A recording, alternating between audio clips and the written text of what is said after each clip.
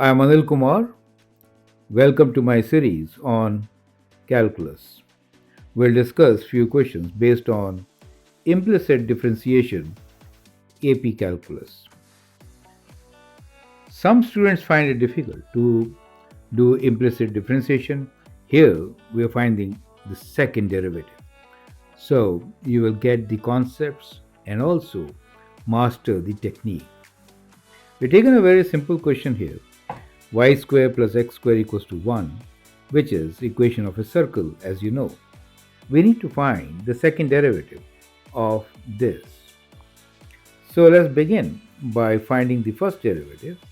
So y square plus x square equals to 1.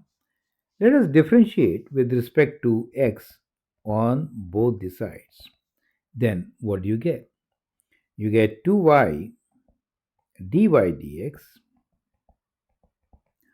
plus 2x equal to 0.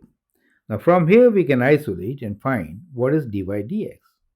So dy dx, let me first write 2y dy dx equals to minus 2x, or dy dx equals to minus 2x divided by 2y, which is minus x over y. Perfect.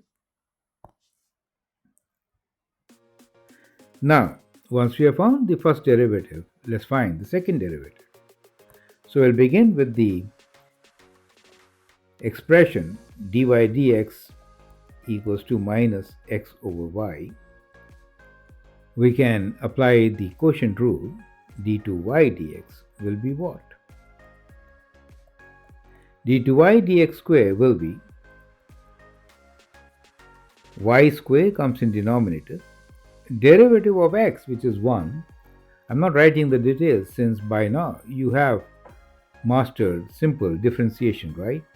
So this is the quotient rule. So 1 times y minus x times derivative of y, which is dy dx. So now we can rewrite this as y minus x times dy dx is minus xy, right?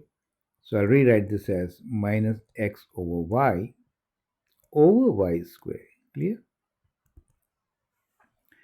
Multiplying by y in the numerator, we get y square minus and minus becomes plus, x times x is x squared, and y comes in the denominator, so we get y cubed.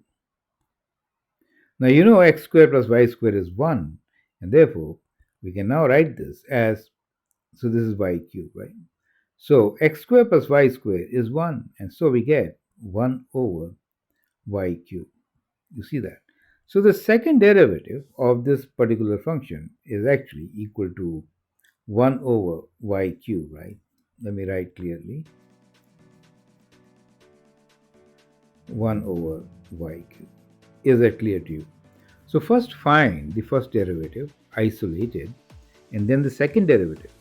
You will see that first derivative is required in the expression for the second derivative.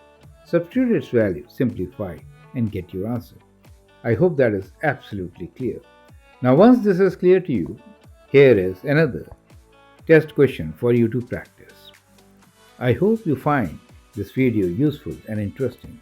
I will be now providing you the solution of the second one. If you want to learn directly from me, feel free to send an email on globalmathinstitute@gmail.com. Thanks for your valuable time. All the best.